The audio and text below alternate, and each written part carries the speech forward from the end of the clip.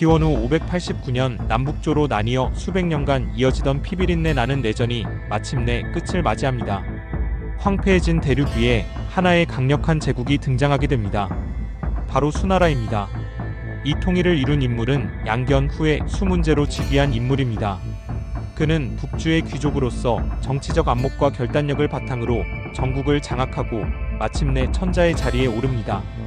그의 등극은 단순한 권력 교체가 아닌 중국 천년사 속 통일이라는 결정적인 전환점이었습니다.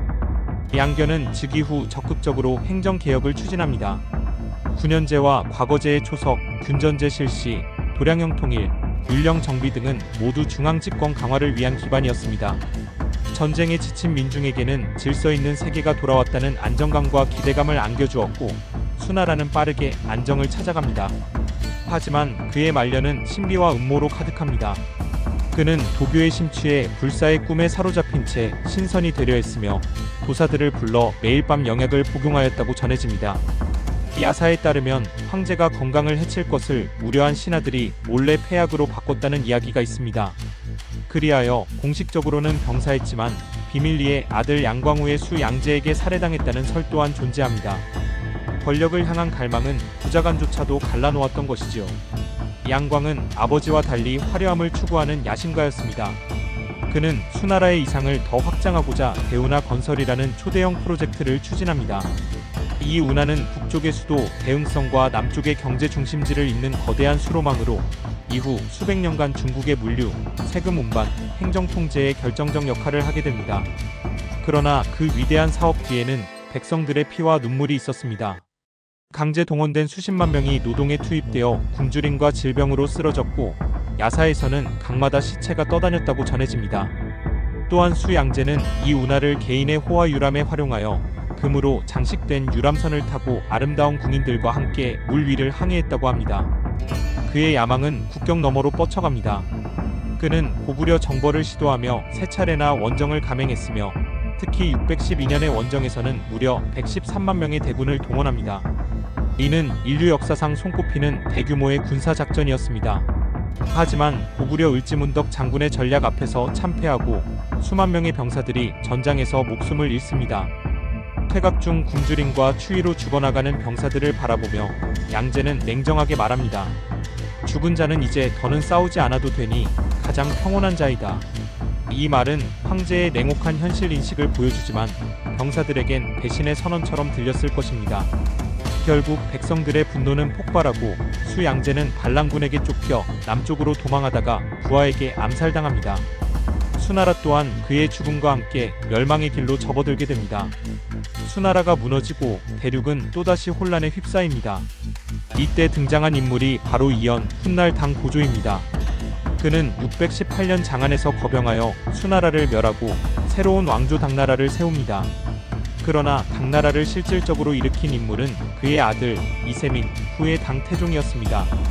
그는 왕위 계승을 둘러싼 형제간 다툼 속에서 현무문의 변을 일으켜 형과 동생을 제거하고 황제가 됩니다. 피로 얼룩진 궁정 쿠데타였지만 이후의 통치는 놀라울 정도로 이상적이었습니다. 당태종은 과거제를 본격 도입하여 능력 중심의 관료체제를 확립하고 율령체계와 경제구조를 재정비합니다. 그의 치세 아래 당나라는 동아시아 문화-정치 경제의 중심지로 부상합니다.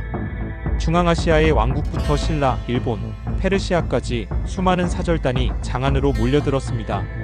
야사에서는 그가 전투 중 화살에 맞아 병상에 누웠을 때 자신을 쏜 병사가 자수하자 오히려 용기와 정직함을 높이 사서 그를 용서하고 벼슬을 내렸다는 이야기가 전해집니다. 신하들은 그의 품격에 감탄하며 이제야 진정한 천자를 배웁니다라고 머리를 숙였다고 합니다. 당나라의 정점은 당현종과 그의 총애를 한몸에 받은 양귀비의 시대였습니다. 당현종은 음악과 예술을 사랑하는 감성적인 황제였고, 양귀비는 빼어난 미모와 춤 향기로운 존재감으로 황제의 마음을 사로잡았습니다. 그러나 사랑은 지나쳤고 정치에서는 방심이 시작됩니다. 양귀비의 외척이자 군벌이던 알록사는 점차 세력을 키우더니 마침내 755년 안사의 난을 일으킵니다. 수도 장안은 반란군에게 유린당하고 당현종은 천신만고 끝에 도망을 갑니다. 도피 중 군사들은 고통의 원인을 양귀비에게 돌리며 처형을 요구하였고 황제는 눈물을 머금고 가장 사랑한 여인에게 자결을 명령합니다. 전설에 따르면 그는 그녀가 떠난 그날 밤 천막 안에서 머리를 떨구고 가장 사랑한 여인에게 칼을 쥐게 하다니라며 우열했다고 합니다. 그 울음은 황제의 오만과 무력함 그리고 황금기 종말의 서곡이었습니다. 비록 정치적으로는 쇠락했지만 당나라는 문화적으로는 동서양 문명의 정점이었습니다. 수도 장안은 유라시아 전역에서 온 상인, 승려, 학자, 사신들로 붐볐으며 시와 음악, 회화, 차문화, 인쇄술이 꽃피웠습니다. 특히 시인 이백과 두보는 이 시대 문학의 절정을 대표합니다. 이백은 달을 노래하고 자유를 추구했던 시인이었으며 야사에 따르면 강물에 비친 달빛을 잡으려다 물에 빠져 죽었다고 전해집니다. 그의 죽음마저도 시처럼 아름답고 쓸쓸했습니다. 수나라의 통일과 당나라의 황금기는 동아시아 역사의 방향을 결정지은 거대한 전환점이었습니다.